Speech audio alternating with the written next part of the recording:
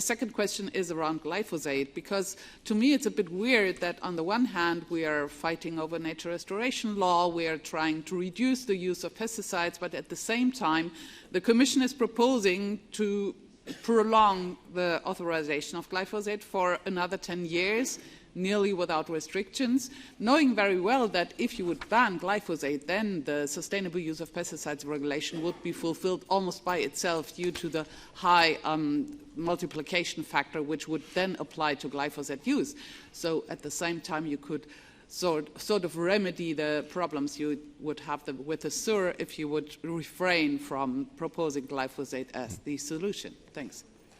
Thank you very much. I know that glyphosate is a very sensitive question, and probably we would agree that this is the active substance which is most studied by the research community, and we are talking about relying on science. In this particular case, I mean, our chemical agency concluded that this is not carcinogen. The EFSA agency concluded that no critical areas of concern that would preclude renewal of the approval have been found, and we've been faced with this, I would say, scientific reality. So what we are proposing to do, as you know, we would have an option to extend or renew the use of glyphosate for 15 years, but we are not going to do that. We are proposing to renew it for 10 years, but, and it is very important, and I hope you can